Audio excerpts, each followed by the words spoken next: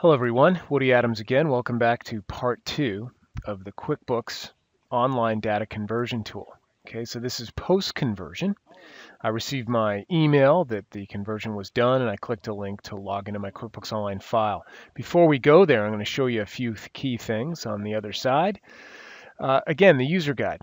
Wanted to bring you back to this. Post-conversion, what are the key things to do? Obviously, run your balance sheet and P&L. Like, check out all of your lists because you're going to see, now you're going to have a clean subscription that you're going to go into, but there are some accounts in that chart of accounts. So you'll see like an existing underscore in the account list, and it's really easy to edit. I'll show you that in a second.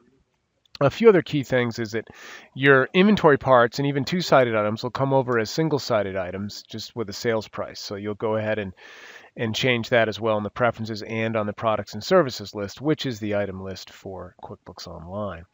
And a few other things, most importantly for credits. Any outstanding credit notes linked to invoices on either the customer or vendor side become unlinked, and I'll show you a quick way to link them automatically in the QuickBooks Online preferences, and then of course go and check out your GST center as well. So I am in the QuickBooks Online file, and I already have some expenses and some income that have come over. Let's go to the chart of accounts first. So I can show you that, and most accounts will come in nice and clean. You'll see balances for your balance sheet accounts, a lot like on the desktop side, but you'll notice these existing, and it's because they were already here. So when they come over, we just kind of have an existing flag there. So you just highlight it very simply, click Edit, and when you get into the account screen itself, you're going to just take out the existing underscore, and then just click Save, and that's basically what you'll do there. So the next thing to look at would be the customer center. And this is where you'll see, and I made sure I set the scenario up. I have some invoices here, and then I have, an adjustment note. So they come over as unlinked. But what I went ahead and did is you'll go to the company preferences, so you don't have to do it one at a time, right? We don't expect to go to the customer payment window, receive payment, and link all the credits that you've already had done in the desktop file. So what you'll do is you'll come to preferences under company, and you'll go to sales form entry and apply credits, and check the box off. Also do it on the supplier side. Go to suppliers and purchases, and apply bill payments automatically. Check that off too. Click save, and the credits will be taken up with basically the oldest invoice there that you have. Same on the supplier side. So if I go back to the customer center there, so you'll click save the preferences, and then you'll see that and see it's partially paid. So took the 75 against that 300 when I had done that. And you can even set that up ahead of time, even before the conversion. Go to company preferences and make sure those two boxes are checked that I just showed you. Now how about paychecks? Because I had some in my Reckon data file.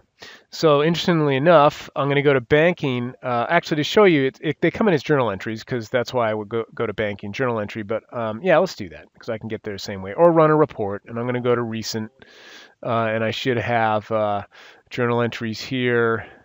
See which one this would be. There nope, not that one. It's got to be this one. That's right. See, so the appropriate accounts will be debited and credited. So I have cash at the bank's credited, and then the payroll expenses and liabilities from that check. And then the name of the employee will be in the memo field. Important, so that then you can go to employees, employee list, and go ahead and fill out add the employees to the record there. Now another thing to mention as well, post-conversion, then we'll look at a couple key reports that you're going to want to go through once the QuickBooks Desktop Reckon file data has been converted into your QuickBooks Online subscription file.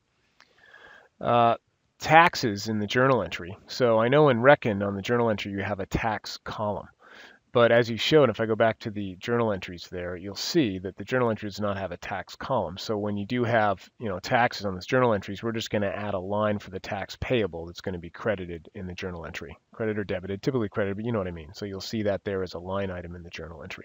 So let's go back to the reports list and definitely run your balance sheet. You can look at the company reports and run your profit and loss. And your balance sheet. In QuickBooks Online, you can duplicate the window and move it over to another monitor, and you can have many different windows open at one time and peel them off, etc. It all supports that, but definitely run your balance sheet and your profit and loss and match it to what you have in the Reckon file. Definitely would want to do that. And please use the user guide. Go through it kind of end to end.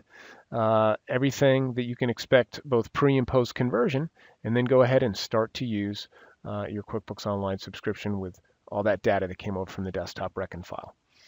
So thanks for watching part 2 of the QuickBooks Online Data Conversion Tool. Hope it was helpful, and you guys have a great day.